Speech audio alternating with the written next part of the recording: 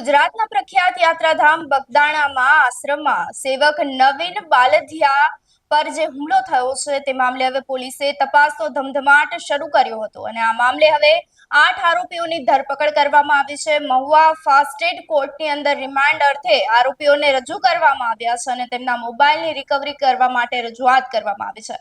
શું છે સમગ્ર મામલો તેની વિગતવાર ચર્ચા કરીએ। નમસ્કાર, આપ જોઈ રહ્યા છો ન્યૂ ભારત ન્યૂઝ અને હું છું આપની સાથે વલ્લરી વ્યાસ।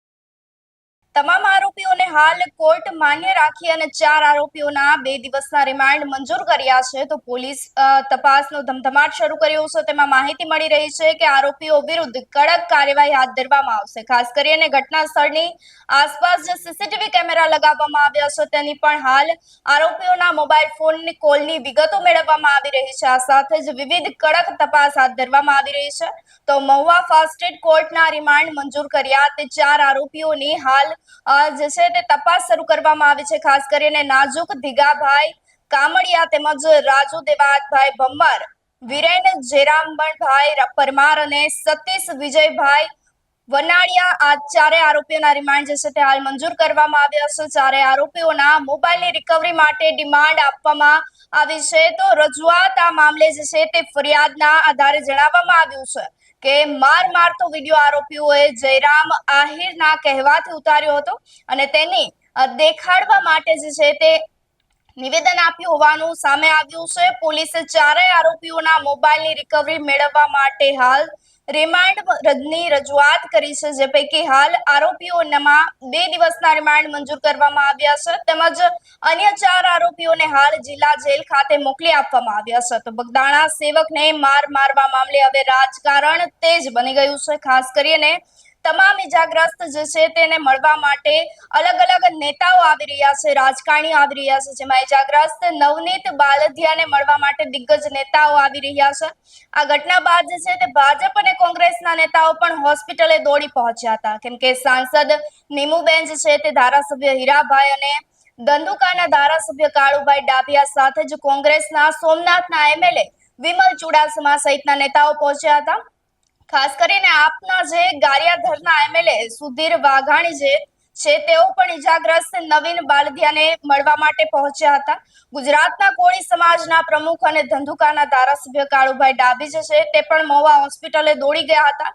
ધારાસભ્ય કાળુભાઈ ડાભીએ પીડિત નવીન બાલધિયાની હોસ્પિટલ ખાતે ખબર અંતર પૂછ્યા હતા અને ધારાસભ્યો પણ ખબર અંતર પૂછવા માટે પહોંચ્યા હતા। ત્યારે ધારાસભ્ય કાળુભાઈ ડાભીએ જણાવ્યું હતું કે નવનીતભાઈ બાલધિયા ઉપર જે હુમલો કરવામાં આવ્યો છે, તેમને મારવામાં આવ્યા છે, તે હવે સમગ્ર મામલે જે છે તે તપાસ હાથ ધરવામાં આવી છે અને આ કૃત્ય કરનાર માયાભાઈ આહિરના દીકરાએ કર્યું હોવાનું પણ હાલ તપાસમાં સામે આવ્યું છે।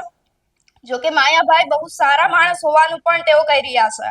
તો હવે આ સમગ્ર મામલે જે છે તે તેમના દીકરાએ કર્યું હોવાનું પણ ખોટું સાબિત ક્યાંક થઈ રહ્યું હોવાની વાત તેઓ કરી રહ્યા છે। તેઓ માંગ કરી રહ્યા છે કે આ ઘટનાની તટસ્થ તપાસ થવી જોઈએ અને નવીનભાઈને ન્યાય મળે તેવા પ્રયત્નો હાથ ધરવા જોઈએ। તો સોમવારે સમગ્ર સમાજના આગેવાનો જે છે તે મુખ્યમંત્રી અને ગૃહમંત્રીને મળવા માટે ગાંધીનગર ખાતે જવાની વાત પણ હાલ કરવામાં આવી રહી છે।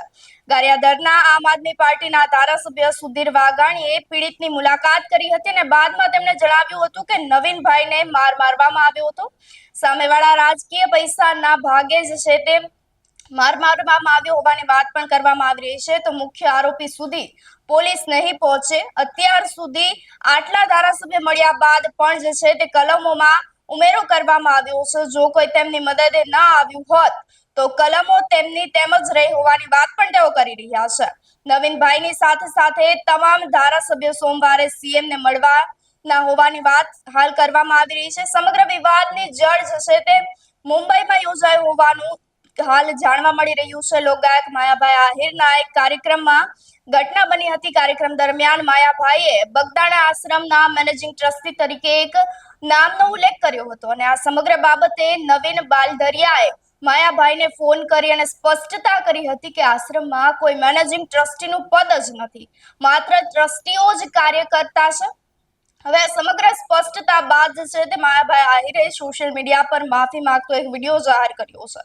જો કે નવનીતભાઈના આક્ષેપ મુજબ આ ફોન કોલ બાદ ભાઈના પુત્ર જયરાજ આહિર સાથે તેમની ટેલિફોનિક વાતચીત થઈ હતી અને ત્યારબાદ જે છે તે અચાનક રાત્રિના સમયે બે કારમાં આવેલા 7 થી 8 શખ્સોએ પાઇપ અને ધોકા વડે તેમના પર જીવલેણ હુમલો કર્યો હોવાની વાત સામે આવી છે। આ ઘટનામાં 8 આરોપીની ધરપકડ થઈ ચૂકી છે। પોલીસે કાર્યવાહી હાથ ધરી છે અને વર્તમાન સ્થિતિમાં હુમલાના વિડીયો સોશિયલ મીડિયા પર વાયરલ થઈ રહ્યા છે। ત્યારબાદ છે તે સમગ્ર ગુજરાતમાં આ કેસની ચર્ચા ખૂબ વધી રહી છે।